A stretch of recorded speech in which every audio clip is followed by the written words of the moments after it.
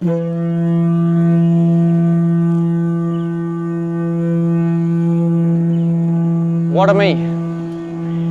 Ninari, Nalawangun, Malabujari, Gadi Nurada, Wong Nurada, Gamarada. And that's just in the local Darug language, acknowledging the Gadi people, who are the grass tree people, as the traditional owners of this country, and also the Wongal people.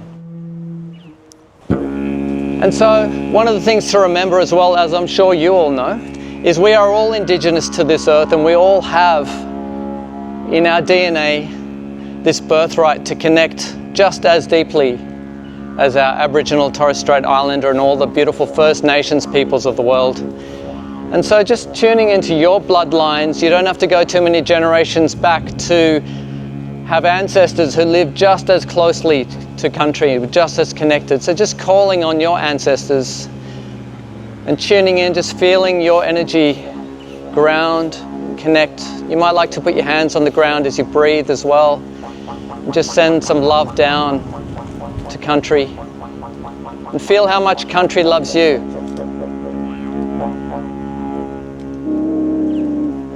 We're Cooks River Alliance, kind of standing on the shoulders of giants, taking on that role of stewardship and advocating to revive the Cooks River from what has in recent memory been a drain, literally and figuratively. It's from Ewan Park up that way, it's still designated a drain in planning legislation, and from this point forward it's a river. But we think the whole thing is a living entity, a living river. So Cooks River Alliance are advocating for that to become true.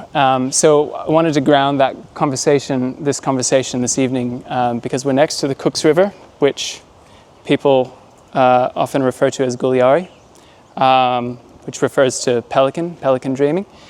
Ground that conversation next to the Cooks River. So while you're sitting here, I don't know if anyone's noticed a fish jump. Have you seen any fish jumping? No? So a living river has living ecosystems all around it that are reliant on it. My favorite feature of the Cooks River is the mullet. So the eastern mullet, particularly in March, each year swim up the coast from Tasmania. They come into the Cooks River. They jump like crazy. You see them jumping. They relax, they eat, they fatten up, they take shelter, and then they come back out and then go all the way up to Papua New Guinea sometimes.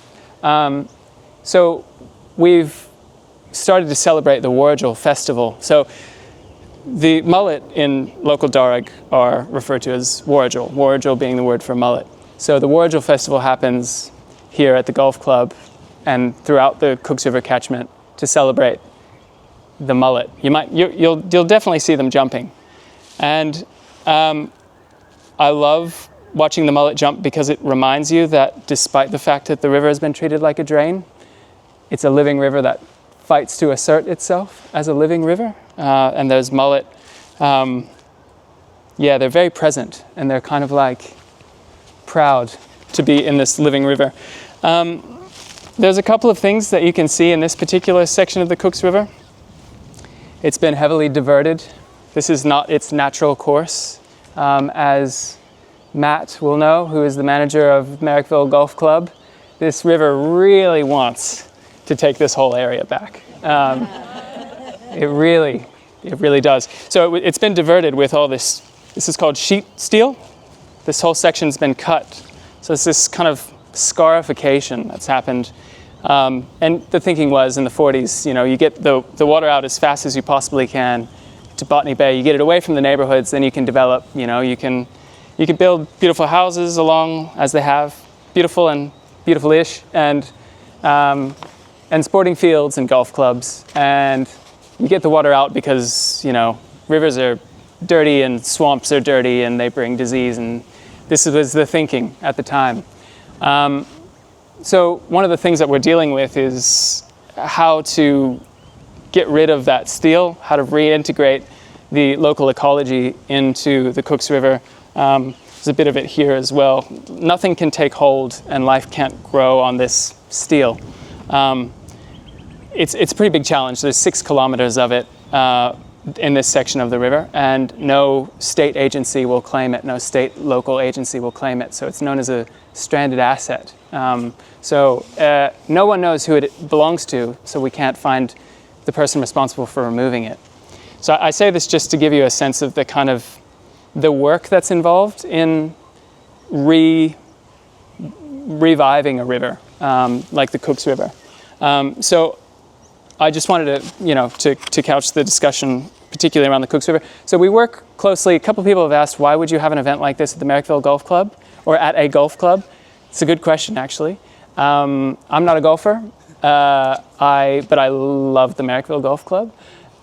We decided a couple of reasons why we'd have this talk here.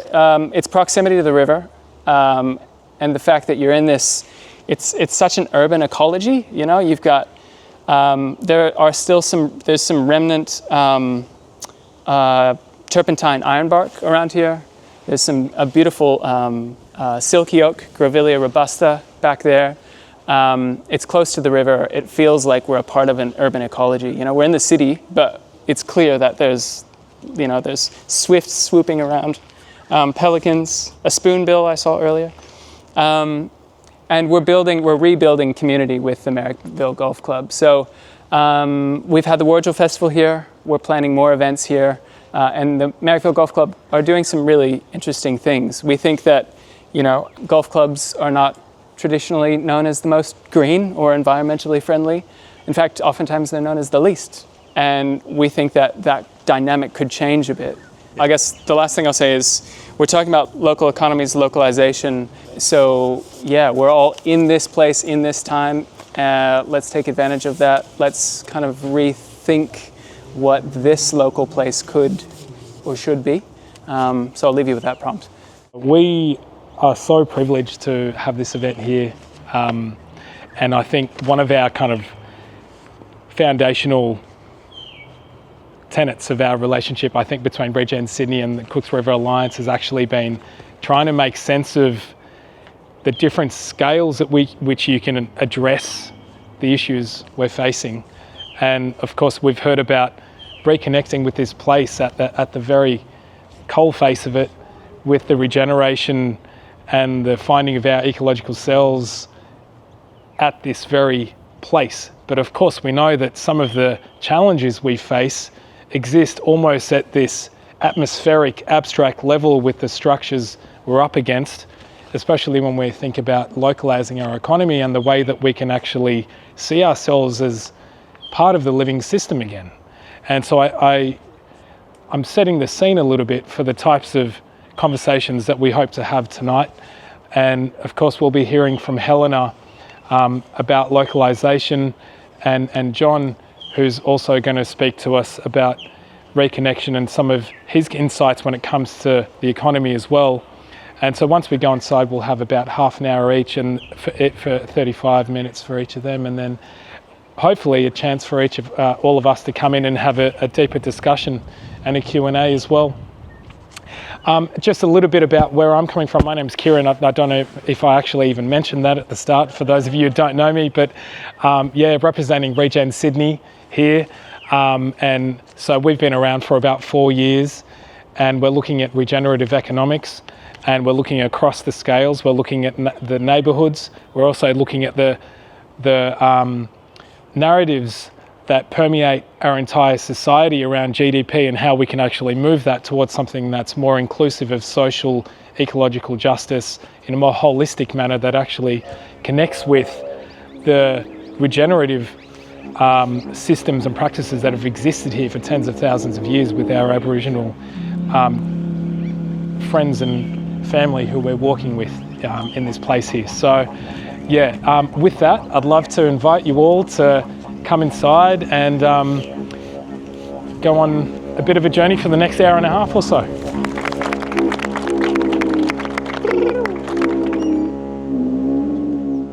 It's so lovely being here. I've just come back from 6 months away in England, Just arrived last night, so I'm quite jet lagged.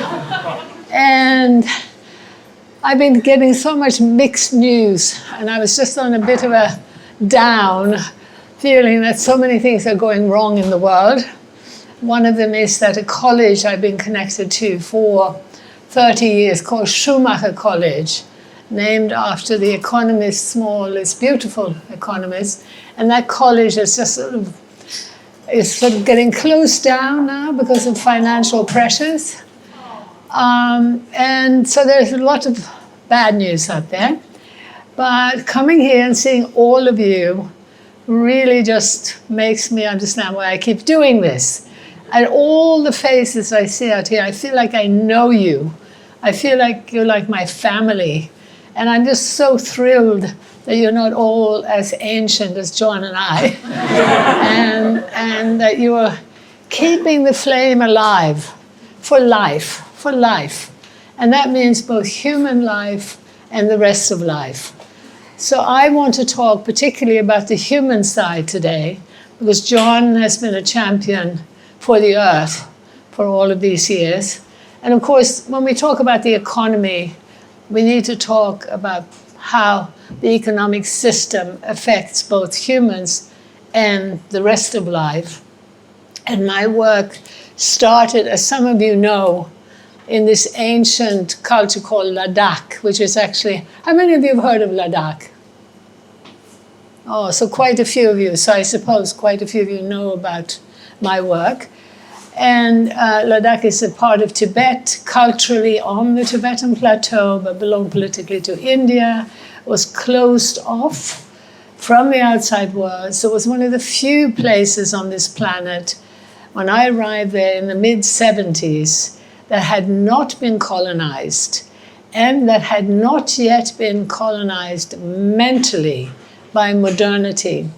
Because modernity, with the use of modern telecommunications, from the radio to the television, and now the social media, is a very toxic sort of evil machine that is undermining self-reliance and self-respect worldwide.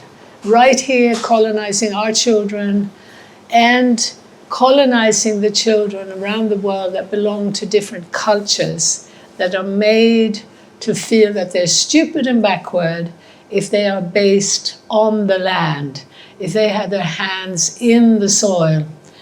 And this is something that we really need to understand better, this psychological warfare. And we need to have clarity about the fact that most of that is not coming from a group of evil people with big fat cigars sitting in a dark room somewhere.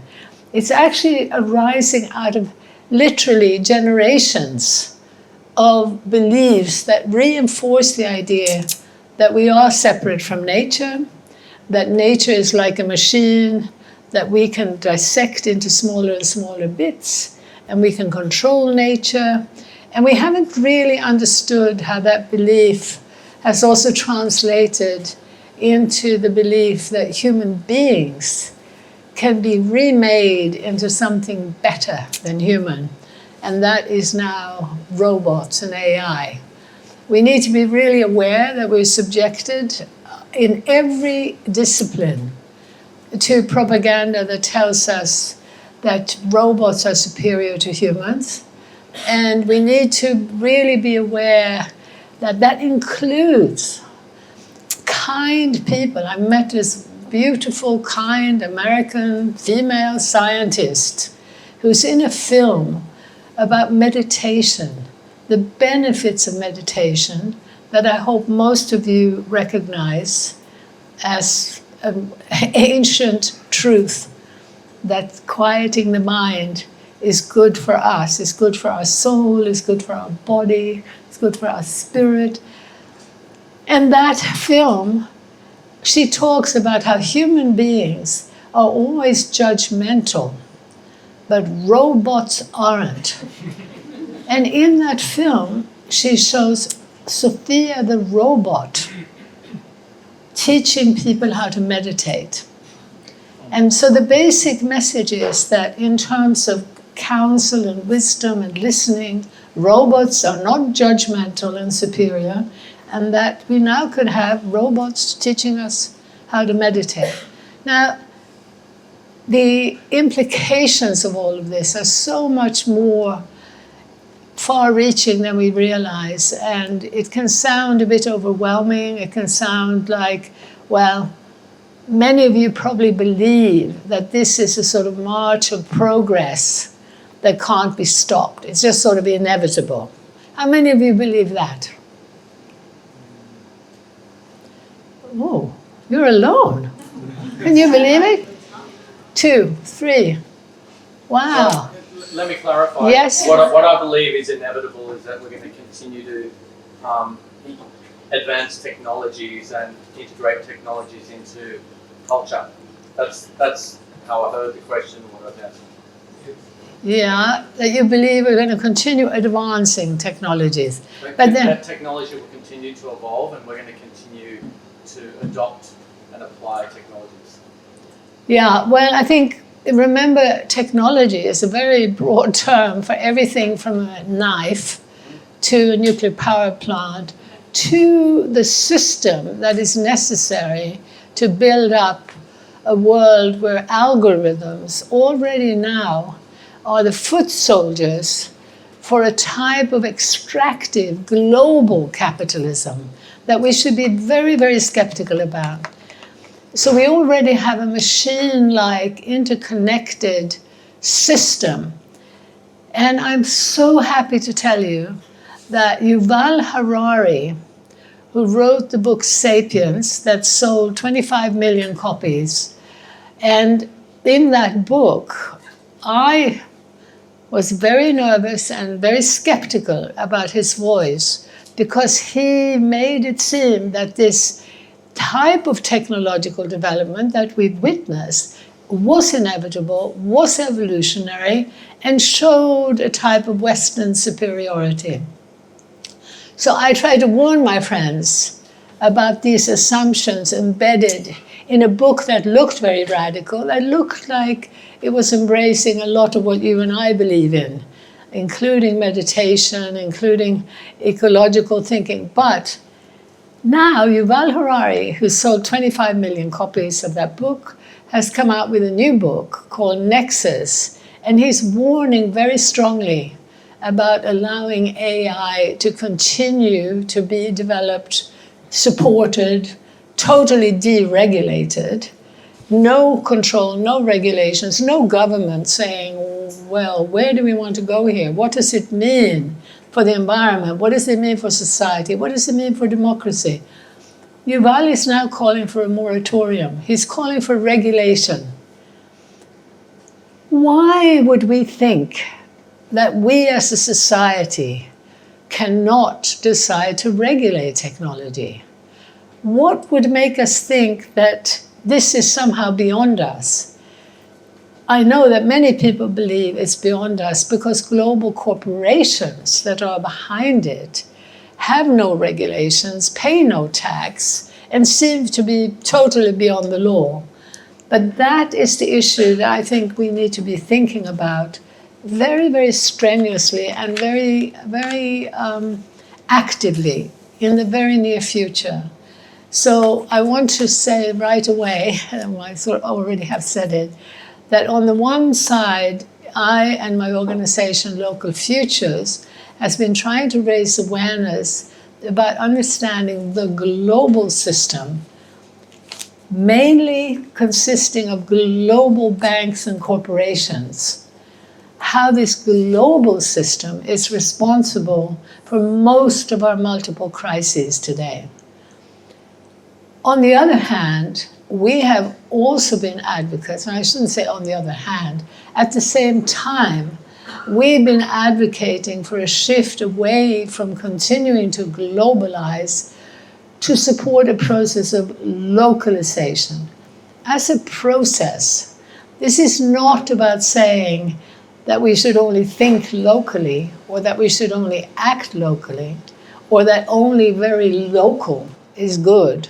This is about recognizing that the global, as it has been created from the outset, was always an extractive capitalism that was based on destroying local economies and local cultures.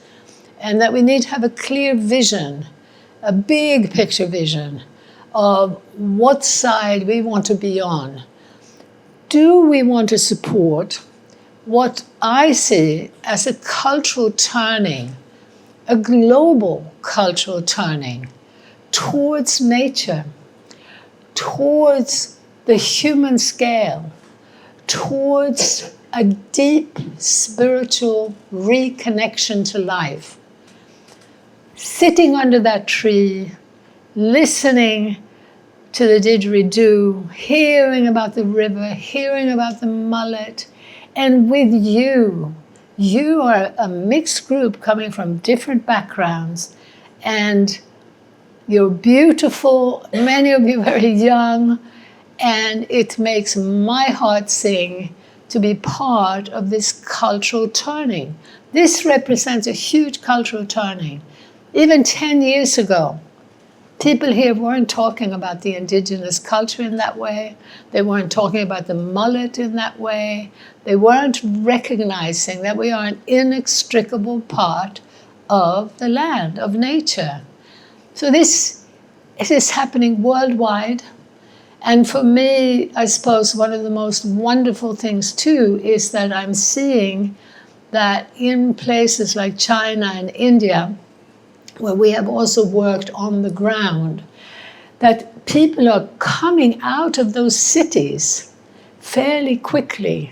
Now, I'm not saying the majority, I'm not saying it's enough, but it is so heartening when you recognize that we human beings have this light inside us. I would basically say, as long as we're alive, we have a desire, first of all, to live, and we know that we need to be connected to life, that we need to be sustained and nurtured by life itself. There are so many examples of this. Studies that show when there's a window in the hospital room where people can see a tree outside the window, their healing is faster. There is so much evidence that when you walk barefoot on the earth for a few minutes, the healing will increase. Again, the examples are countless, and they're too narrowly focused usually. We do not have enough of a big connected picture that helps us come actively towards life. This doesn't mean that we need to go barefoot all the time. This doesn't mean that we can't spend time in the city, but it does mean that the city needs to be connected to the land around it and inside it wherever possible. You have to look at some of these new cities and you'll see there is no land inside those cities because they are high-rise cement and they are deadly. Now, I first had my eyes open to just how deadly they are when I had been out in Ladakh, this part of Tibet that hadn't been colonized, and I had learned to speak the language fluently. There's too little time to go back into all the history, but if you're interested, please read my book, Ancient Futures. That's the name of the book that I wrote about the experiences there and the changes I saw. But when I had been living out there for 2 years, speaking this ancient dialect fluently, and discovered that I had never, ever encountered people who were so happy, who were so deeply self-assured, that they were the most tolerant, the most vital, the most joyful people I had ever met. So I discovered that a word like depression, they couldn't understand. And when I explained that in the West, we even had doctors who dealt with this emotional, mental problems, not the physical health, they could not understand. When I went back to Sweden, which is my native country, and I saw wide-scale depression, alcoholism, suicide, it was suddenly so clear why. At that time already in Stockholm, more than half the dwellings, there was one person living alone. And in the extreme circumstances that some people live, they might literally have nothing alive in that apartment on the 10th floor where windows couldn't open, maybe a plastic plant, nothing alive. And already then, there were therapists that knew having a fish tank with one little fish that you needed to feed could help restore a sense of meaning. So I very early on, I got this very black and white sense. And of course, I was very alone because in the West at that time, Sweden was being held up as a model, as a nice blend of communism and American capitalism. And in many ways, Sweden was doing very well, except for that suicide rate and alcoholism and depression. But no one was really looking at that because outside Sweden, people didn't really get to hear about that. And they weren't destroying the environment in the same way. Obviously, didn't have the poverty that we had in America already at that time. Anyway, a long story, a bit shorter.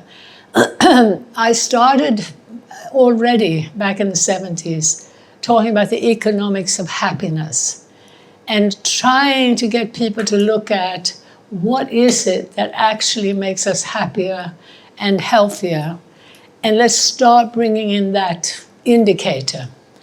Later on, I worked with a friend who started a project in Bhutan, where by that time I and my organization had also worked in Bhutan in the 80s for 5 years. And in Bhutan, again, very similar to Ladakh, the happiness indicator was virtually 100%. And we started a project called Gross National Happiness. But one of the reasons I was feeling a bit down the other day with the sort of closing down of Schumacher College was also the knowledge that in Bhutan, this project has gone backwards. The king at the time in the 90s when this first took off was much more on board. The prime minister was much more on board. The current prime minister and king are now on a very different tack.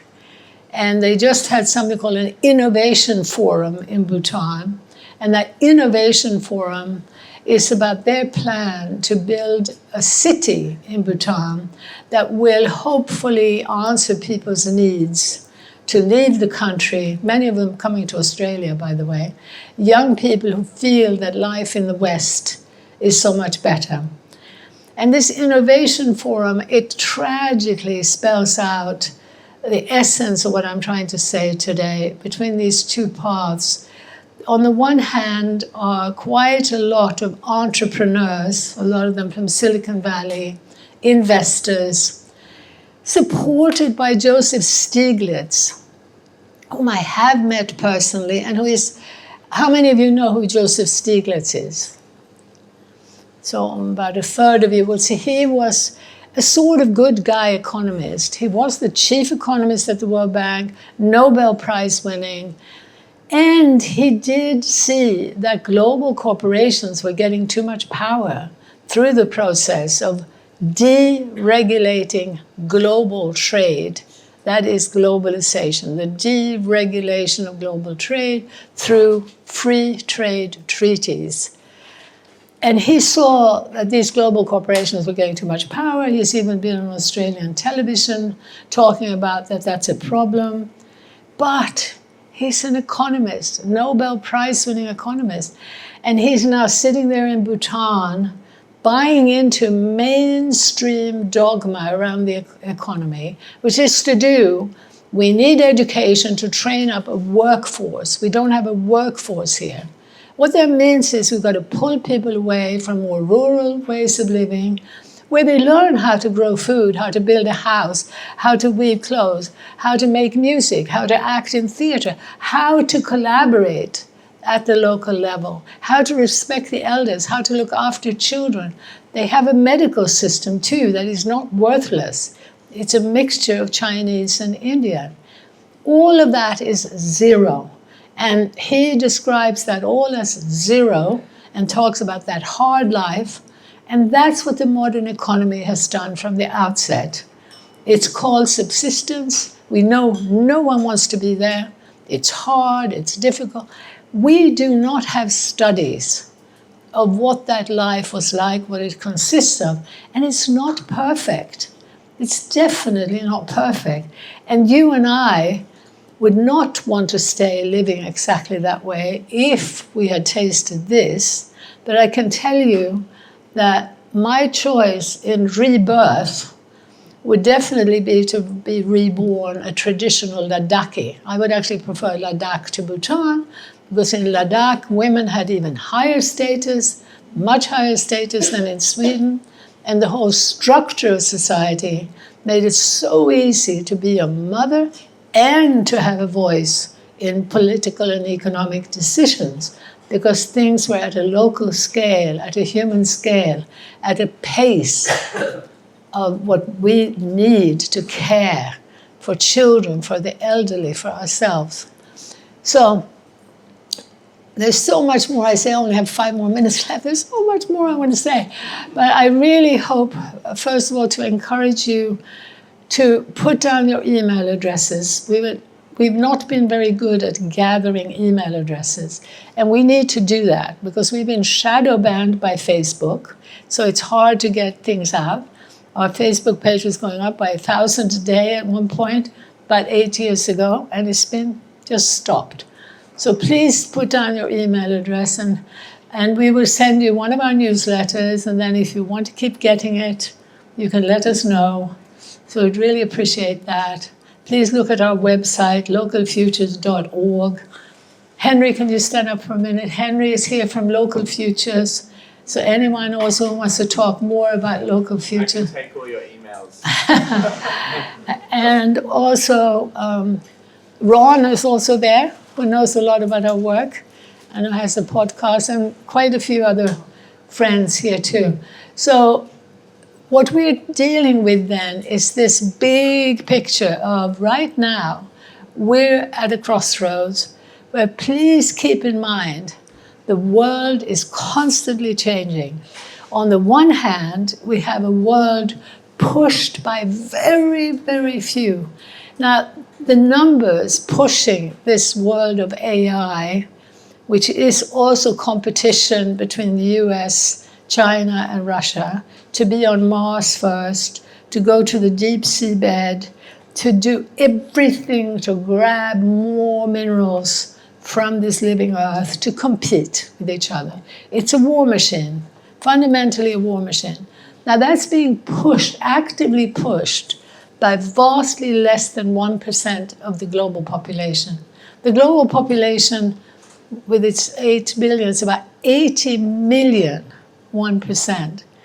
We estimate, having started a forum on globalization, where I, with Vandana Shiva and other people that I invited to this forum, for about 12 years, we studied the impact of these trade treaties that have been central in giving freedom now to Amazon, to BlackRock, to run the world, basically. That freedom was very dangerous, and it was very destructive of any form of democracy. And it meant that money for a particular type of science, it meant that money for media that would reach us was coming from fewer and fewer global corporations with vested interest. So that path pushed by vastly less than 1%. I mean, we estimate it's probably a few 100,000 people who are actively pushing this. Many more are going along with it, but not actively pushing it. And we estimate that more than half of the global population don't want to go there. And part of why we know that is that the epidemic of depression among young people, from Korea and Japan to right here to Sweden, is escalating like this. Our young people are now being told, don't think you're going to own your own home, don't think you're going to have any kind of meaningful work that you enjoy and that pays enough to pay for a house. It's like extinction, they're told they're facing. The climate narrative is being run by global interests, so we don't hear about emissions from global trade. Every day, food is being imported and exported across this world in vast quantities. Those emissions are nowhere mentioned in the climate negotiation. So please don't join some of the people who think that climate is not an issue, but please join us in getting a clear narrative out about what is causing climate change, where are most of the emissions coming from, and what are sensible solutions. We do not need masses of more energy if we're talking about what people need to heat their houses, cool their houses, cook, do what they need to live, whether in Ladakh and Bhutan, where they might want a bit more comfort, and what we would need here to stay just as comfortable as we are. But we need to be looking at trains that make sense. We need to be looking at not continuing to destroy farmers worldwide and shoving people into bigger and bigger cities. So the link between the destruction of food and farming and the massive issues that we have, both in terms of conflict and climate, are linked to this pressure from very, very few people pushing us into 100% urbanization, mega cities. So there's a link between mega cities, climate change, globalization, corporatization, epidemics of depression, loss of democracy, a mad swing back and forth between left and right, which has become meaningless now, because both left and right have been pushing to support that global, highly wasteful, highly inefficient system. Their food production is a fraction of what we can produce on small, diversified farms. We can actually, by supporting the life-affirming, more localizing direction, which is being embodied in a cultural turning, it's what people want. That's why they're talking more and more about indigenous, more and more about community, more and more about what they really care about. That cultural turning needs to have a structural part, needs to look also at the economy, needs to look at the media. And the media we want you to join into is what we call big picture activism, sharing the big picture, looking for those sources of information which confirm that we can and must move towards life. We are seeing the most amazing examples of how ecosystems can be healed, but I mean dramatically healed in a few years, when you support diversity above ground, not just regenerative, it's localized, diversified systems that are truly regenerating soil, cleaning the water, magic stuff. And it's accompanied by people who are being healed, prisoners, torture victims, depressed people, helped to return to the land, to be part of the healing and do something really productive. So one of the most enriching and healing for all of us is to support, join, or create what is a worldwide local food movement.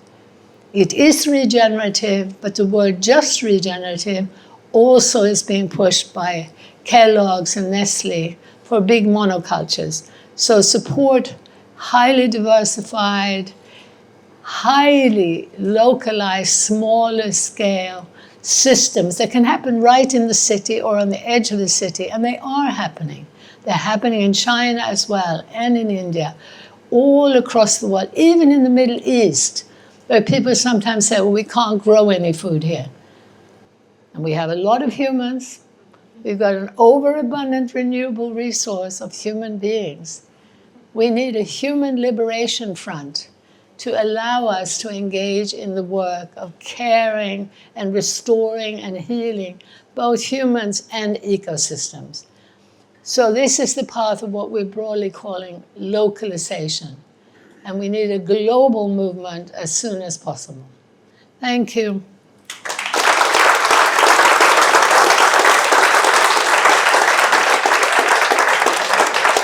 Thank you so much. So I'm going to talk about the religion of economics, and that's not what I usually talk about.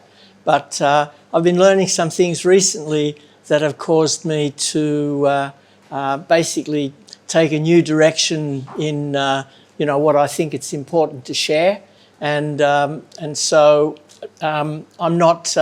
It's not as how to say fluent and at my fingertips as if I were just talking about deep ecology or about rainforest conservation or the things that I'm normally involved with. So the religion of economics. The fact that economics, the most pious religion that the world has ever known, has managed to audaciously disguise itself as secular is the real key to its unprecedented success. Not only secular, but a science. Not just a science, but the only one of the social sciences hard enough to have its own Nobel Prize. I propose that the first step to killing this false god and freeing the earth from its thrall is to unmask it, to name it, to say it like it is. So here I will tell the story of this strange religion, one whose Sabbath lasts 5 days out of 7, while for the truly devout, maybe 6 or even 7 days are spent worshipping in huge complexes of temples that scrape the sky, foul the waters and scorch the earth. When not in their office temples, the pious congregate in malls to shop unto exhaustion of the spirit and of the earth itself. I've spent over 40 years working on the conservation of nature and have long been troubled by the irrationality, indeed insanity, that destroys the biological fabric from which our own lives are woven.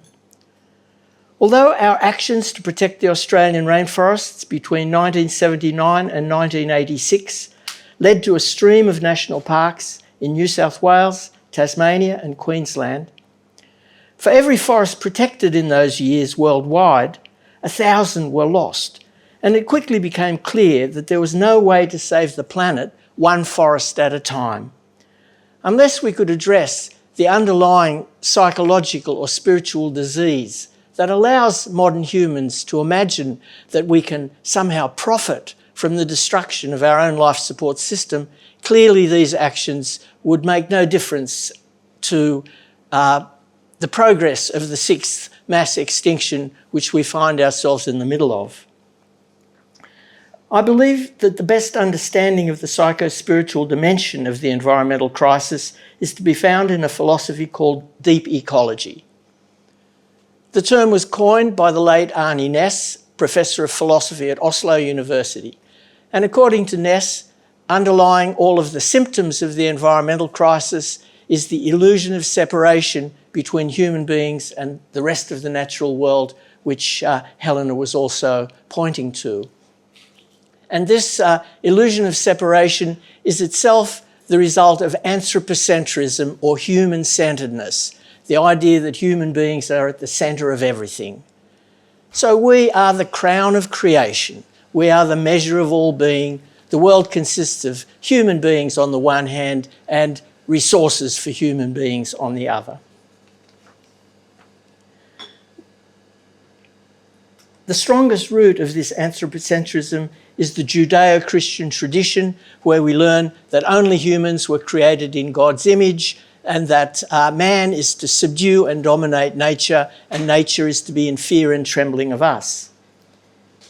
If we dig at the foundations of classical economics, we discover its Judeo-Christian roots. We learn that nothing has any value till human beings add their labour and intelligence to it. The earth itself is just dirt till we dig it up and turn it into our toys. Only then, when the miracle that is man transforms lowly earth into products, does it acquire any value. Contemporary economics is an utterly anthropocentric project. Value is created by human beings, and the only thing with intrinsic value are humans. Anything else may have instrumental value if it is useful for humans, if it is a resource.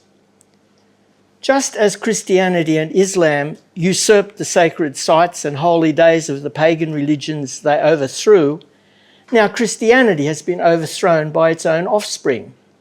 A case in point is the transformation of Saint Nicholas, a 4th century Christian saint, into Santa Claus, a modern and postmodern god of consumerism. What used to be the solstice was subsumed by Christmas, and this in turn has been swallowed by shopping. Harvey Cox, Professor of Divinity at Harvard University, writes that disagreements among the traditional religions are trivial in comparison with the fundamental difference they all have with the religion of the market. He points out that the market religion has maintained the sacrament while reversing it. Sacred things like land, water, air, and even the human body are transformed into profane ones so that they can be commodified and put up for sale. That is, transubstantiation. The willed but not yet achieved omnipotence of the market means there is no conceivable limit to its inevitable ability to convert creation into commodities. In the mass of the market, a reverse process occurs. Things that have been held sacred transmute into interchangeable items for sale. Land is transformed from the sacred into mere real estate. We are shocked at the ancient Easter Islanders who cut down every last tree to build and transport their lifeless gods of stone, yet in our blind devotion to the god of economy, we repeat their insanity on a truly planetary scale. Only a deeply religious faith allows us to ignore the absurdity of perpetual growth on a finite planet. Most students of the religious phenomenon of economics see neoclassical economics as a false theology, and I'll provide more excerpts from some of their analyses. But first I will introduce the curious case of economics professor Robert Nelson of the University of Maryland, who celebrates the religious aspect of his discipline. Nelson disagrees with his profession's wish to think of itself as a science, claiming rather that economists are really more like theologians, which gives them a much more important role in society. Economic efficiency has been the greatest source of social legitimacy in the United States for the past century, he writes, and economists have been the priesthood defending this core social value of our era. Nelson acknowledges many flaws in classical economics and concludes that whatever one might say today of the genuine truth value of economics as a body of scientific understanding, the practical reality is that the economics profession for many years was successful in asserting its scientific status. The economic priesthood could effectively police the theological territory of America.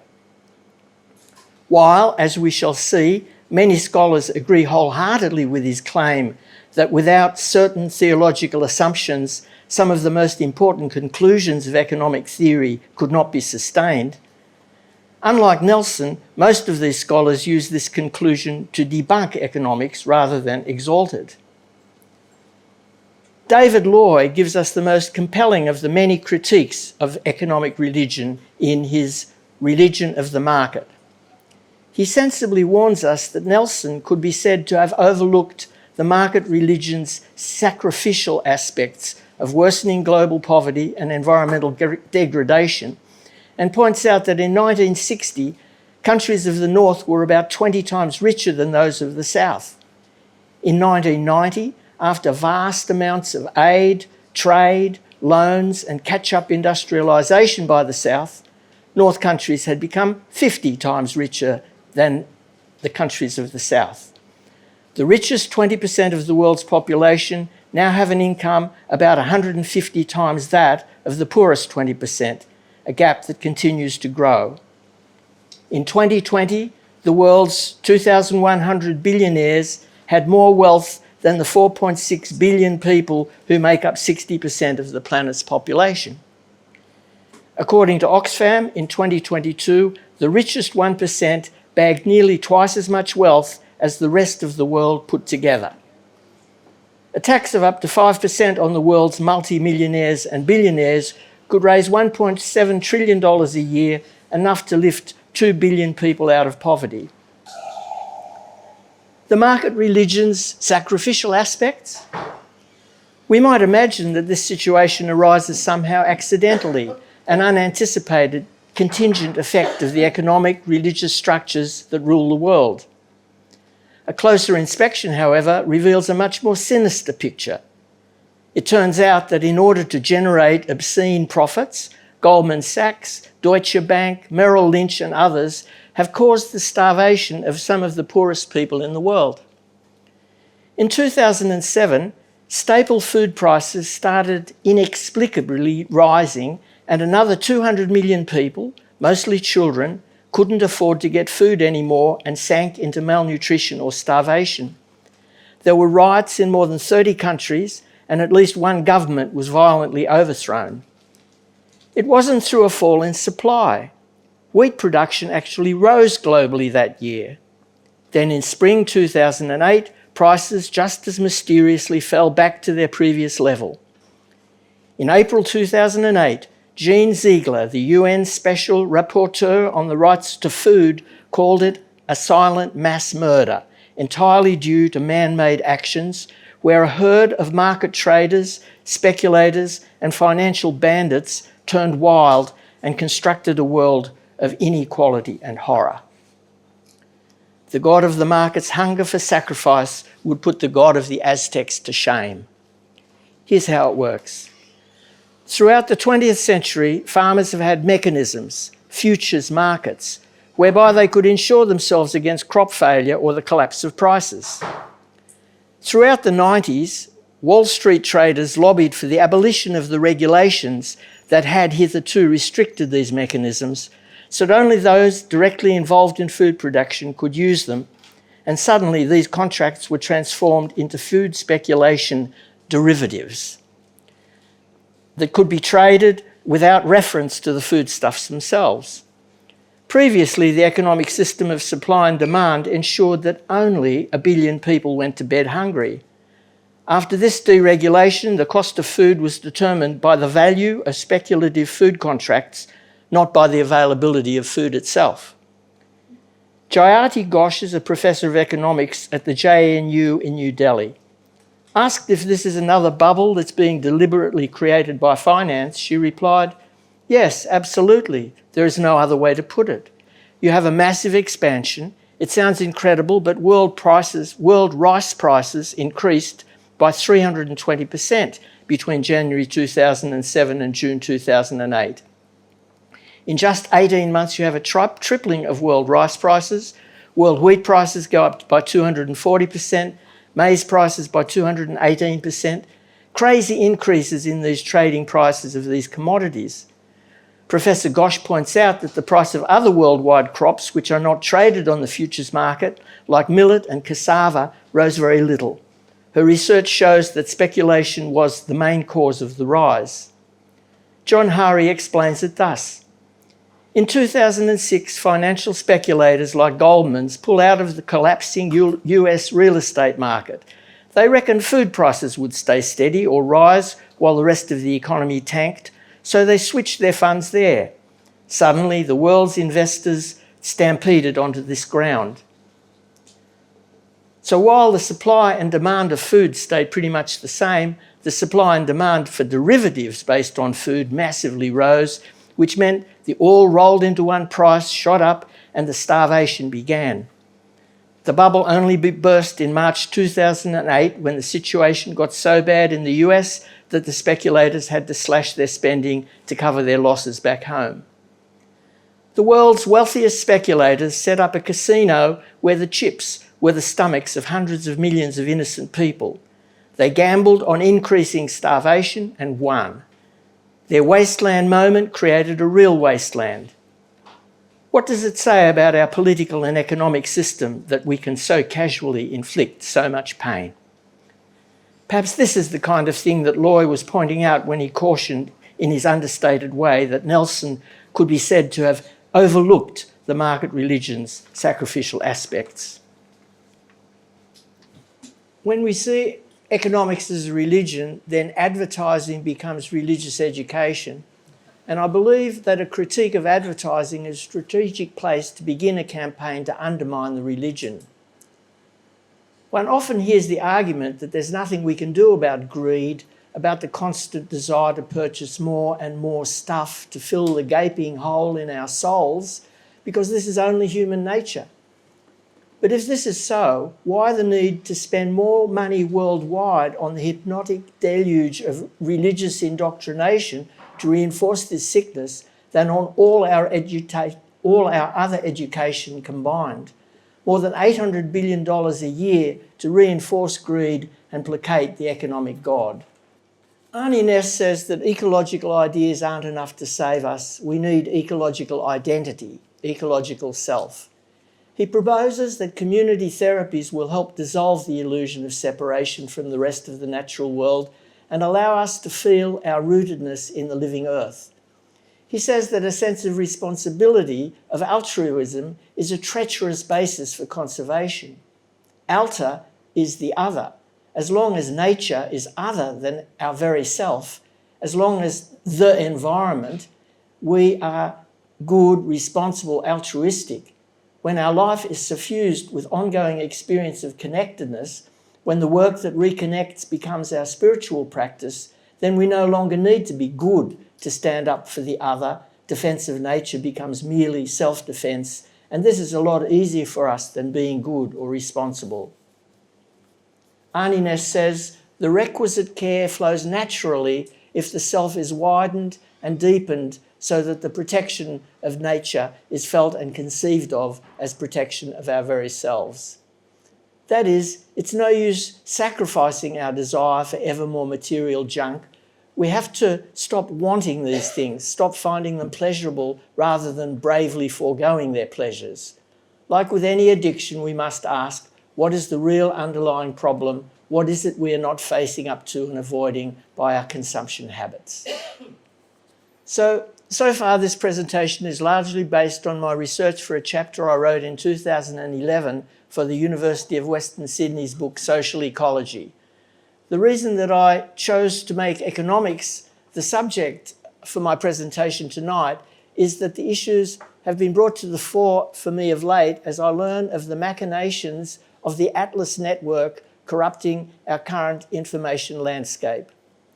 The Atlas Foundation and the 500 or 600 think tanks which it has spawned, George Monbiot calls them junk tanks, are funded to the tune of about $800 million a year by ExxonMobil, the Koch brothers, Gina Rinehart, Rupert Murdoch and the usual suspects to keep their obscene profits flowing as our world slides to oblivion.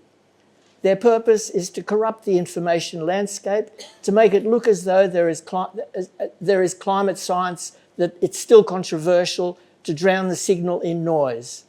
Jeremy Walker from the University of Technology in Sydney, who's done some of the most important research exposing Atlas, wrote an important book chapter titled Silencing the Voice, the fossil-fueled Atlas Network's campaign against constitutional recognition of Indigenous Australia. He shows the same puppeteers using the same playbook, disinformation campaigns, manipulating opinion against Canadian Indigenous resurgence as that which caused the plummeting of support for yes in Australia from over 60% to less than 40% in the year leading up to the referendum, and the same playbook pushing for the criminalisation of climate protest. So these are some slides from the Melbourne Atlas Lies, Planet Dies.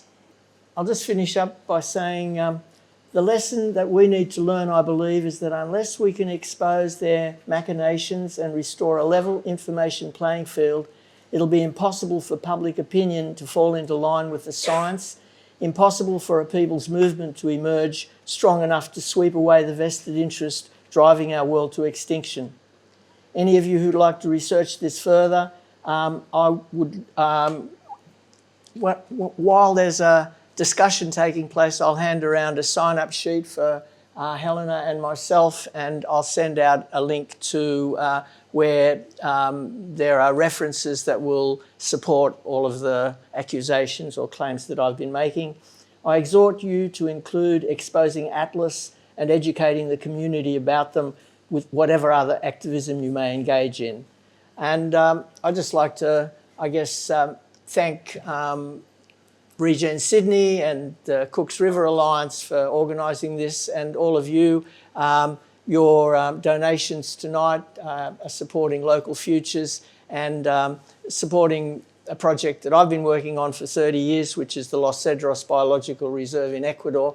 I'll just say a few words about that we recently were able to eject a multinational Canadian mining company from Los Cedros, perhaps the most biologically diverse region in the whole world, as a result of the first successful use of the Ecuadorian constitution was the first in the world that included the rights of nature.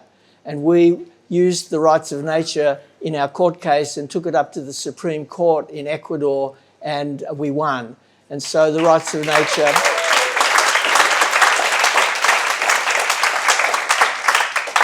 And so, you know, that's, you know, where the, you know, your donations tonight are going to that and to Helena's marvellous work. I'd like to share the Universe Jam. The flame has lit up the world from within. All things, individually and collectively, are interpenetrated and flooded by it. You who mould the manifold so as to breathe your life into it, I pray to you. The first verse of the universe pours forth like a sea of mystery. Out of the void, unmanifest silence. Space-time comes into existence, unseen shaping, swirling, unfurling. Hydrogen, helium, divine is revealed within galactic whirlpools as energy flows in.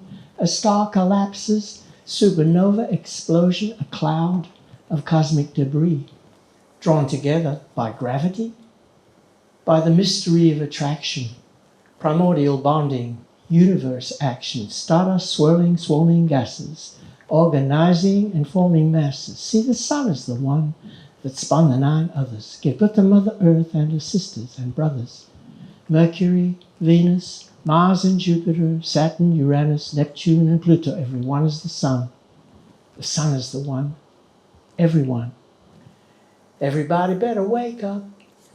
And the earth gave birth to continents and oceans, shaping and shaking in waves of emotion, crashes of lightning, bombarding and striking, exposing the globe as it glows like a strobe, and setting the stage for the first cell of life. So simple, so basic, so primal that I place it at the top of the chain from which all life sprang. More forms adorn the earth as they bring diversity dispersing the song of creation. Ring in the dawn, sing along in celebration. I just want to celebrate life. I just want to celebrate Earth. I just want to celebrate the cosmos. I just want to celebrate. The sea comes alive, starts to thrive with new life forms. Storms swept the planet, plants crept on granite enchanted by the sun's solar power. The earth gave birth to green leaves and flowers.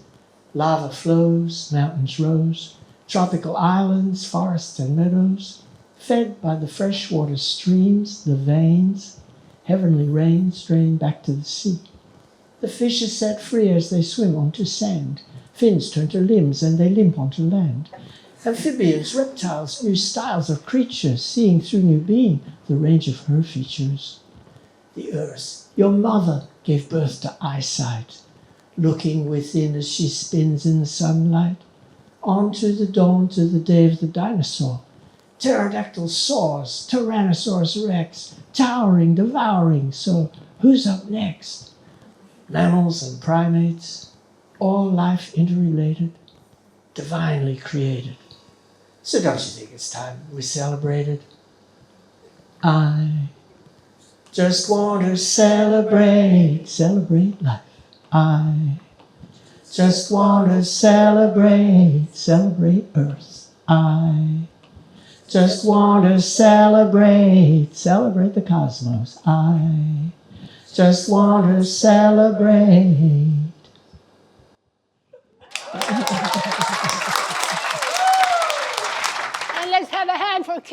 and for you also. Thank you so much.